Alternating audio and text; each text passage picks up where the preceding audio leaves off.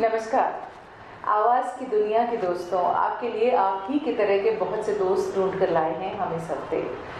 हम लोग हमेशा टेलीविज़न के पर्दे पर, सिनेमा के पर्दे पर बहुत सी आवाज़ें सुनते हैं। जैसे इंग्लिश की जो फिल्म है उसे हिंदी में सुनते हैं, हिंदी की फिल्में होती हैं उनमें बहुत से ऐसे अदाकार होते हैं जिनकी आवाज़ सूट नहीं कर पाती है, तो उनके लिए दूसरे आर्टिस्ट होते हैं जो उन्हें आवाज़ देते हैं, उनके किरदार को ज़िंदा करते हैं। तो एक ऐसी ही आवाज़ को आज हम आपके लिए लेकर आए हैं जिसका अनुभव बहुत विस्तृत है। और जैसे कहते हैं ना कि क्रिएटिविटी की कोई सीमा नहीं होती, उसको आप सीमा में बांध भी नहीं सकते, वो नित नए आयाम तलाशती रहती है। तो आइए आज बात करते हैं इसी तरह की एक शख्सियत से, नीति माथुर से। हाय नीति। नमस्ते। हाय, वेलकम टू लव जिंदगी। Thank you. अच्छा, आप ये बताइए आपका अनुभव जो हम बातचीत कर रहे थे अभी कि you have assisted your father, या आपके जो फादर, ग्रैंडफादर, सभी लोग इसी मीडिया से जुड़े हुए हैं, तो थोड़ा बहुत हमें भी बताइए उसके बारे में। जी बिल्कुल। मेरे दादाजी हवा महल किया करते थे, गंगा प्रसाद माथुर। नाना जी दूरदर्शन में थे, दिल्ली दूरदर्शन। ओके। उन्होंने न्यूज़ शुरू की थी। अच्छा। मतलब he started flag kind of a thing. My father was in Bombay Doordarshan, Tanvi Mathur. My mother was associated with dubbing. She was a drama artist and all that.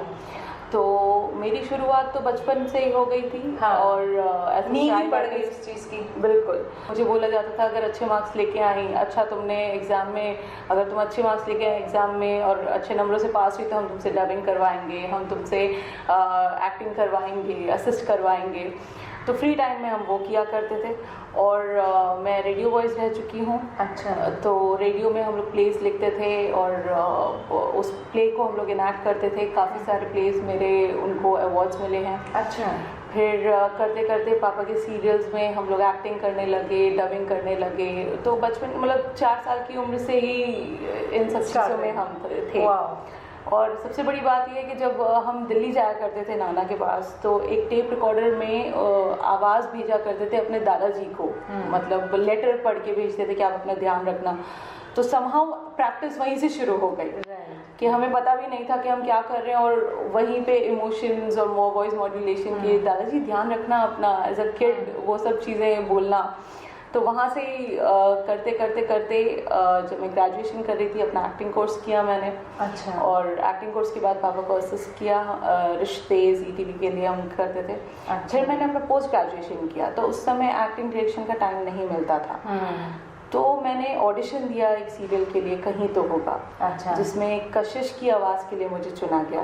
Okay. और 140 episodes मैंने उनके लिए dub किया। Dubbing की कोई acting कोई class ली आपने, या नहीं? Started off as your experience only? As my experience. Okay. क्योंकि as a director I used to see the scene कि सीन में क्या कमी है या नहीं है, या कैसे एनहांस करना है।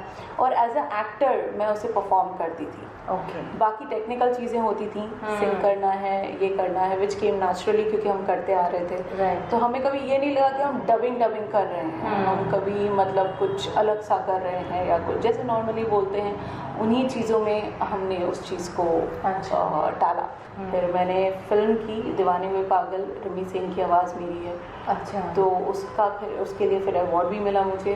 वाह। और अभी रिसेंटली दादा साहेब फाल्के मिला है मुझे एक्सेलेंस अवार्ड। और काफ़ी सारे फिल्में किए हैं, 60-65 films down the line, 2000-3000 episodes for the serial industry for the main Leeds. Cartoons की आवाज़ें की हैं, प्रोमोस। अच्छा, कार्टून्स भी किए हैं? कार्टून्स भी किए हैं, प्रोमोज भी किए हैं, एवीज भी किए हैं, इंटरनेशनल डबिंग भी की हुई है। अच्छा। तो यही सब किया है और यही करते आ रहे हैं। अच्छा, तो कैसे इतने मुख्तलिफ किरदार आप निभाते हैं? जैसे अलग अलग होते हैं, जैसे टीवी के लिए तो बिल्कुल अलग होता है, सिनेमा के लिए बिल्कुल अलग, वो एक बड़ा पर्दा हो जाता है, और कैरेक्टर भी अपने आप में अलग होते हैं। So how do you practice, या आप अपने आप को, अपनी आवाज़ को किस तरह से तैयार करती हैं? ऑनेस्टली कहा जाए तो तैयारी का टाइम ही नहीं मिलता है। अच्छा। क्योंकि हमें पता ही नहीं होता है कि कौन सा कैरेक्टर हमें मिलने वाला है। और वहाँ जाते हैं, देखते हैं कि अच्छा अब इस कैरेक्टर का हमें डब करना है, तो ऑन द स्पॉट ही हमें करना पड़ता है, सब कुछ करना पड़ता है, जो भी करना पड़ता है। क्योंकि क्या है, जब आप फिल्म्स के ऑडिशन के लिए जाते हैं तो वहाँ पे ऑलरेडी स्टूडियो का टाइम बुक्ड होता है और आर्टिस्ट होते हैं और ऑडिशन बाकी दूसरे ऑडिशन के आर्टिस्ट होते हैं और वो लोग फिल्म की स्टोरी रिवील नहीं करते। ओके। तो आपको एक सीन दिखाया जाता है, एक सीन के अंदर आपने जो समझा वो समझा, क्वेश्चंस हुए तो वो आपने पूछ लिए और ऑन द स्पॉट जो आप अपना बेहतर दे सकते हैं आर्टिस्ट के परफॉर्मेंस में, जितना आप डाल सकते हैं वो आप डालते हैं और आप निकल आते हैं। फिर आपको पता चलता है कि आपकी आवाज़ जा रही है या नहीं जा रही है, आपने कितना अच्छा परफॉर्म किया नहीं किया, और उसी हिसाब से फिर आपका सिलेक्शन होता है। तो मौका बिल्कुल भी नहीं मिलता तैयारी करने का।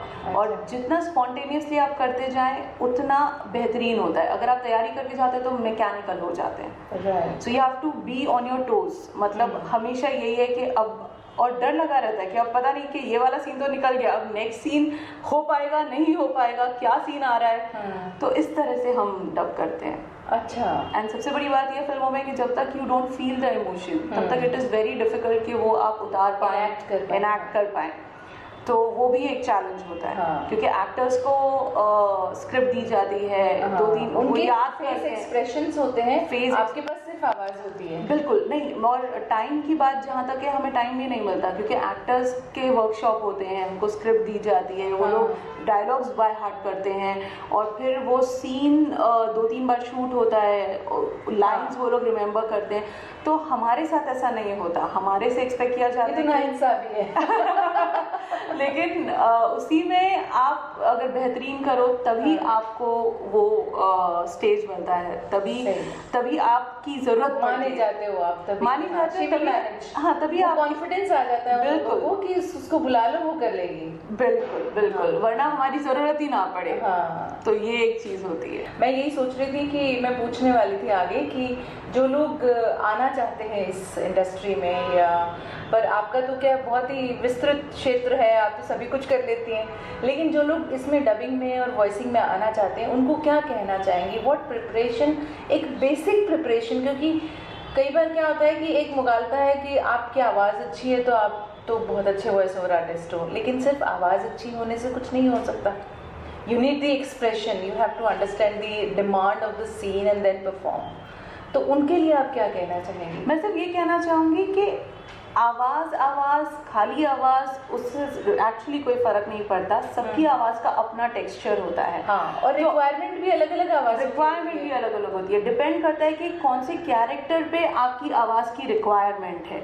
अगर उस कैरेक्टर पे आपकी आवाज़ जा रही है तो आपकी आवाज़ जैसी भी है वो वेलकम है। उससे it should go on the character, it should go on the character of the cartoons, या आप जो वॉइस ओवर दे रहे हैं या फिल्म का दे रहे हैं या सीरियल का दे रहे हैं, वो एक इम्पॉर्टेंट चीज़ है। दूसरी चीज़, आवाज़ का ध्यान ऐसे रखें, वो बहुत इंडिविजुअल मैटर है। जैसे मेरी आवाज़ में अगर ठंडा पानी पीती हूँ तो आवाज़ खराब हो जाती है।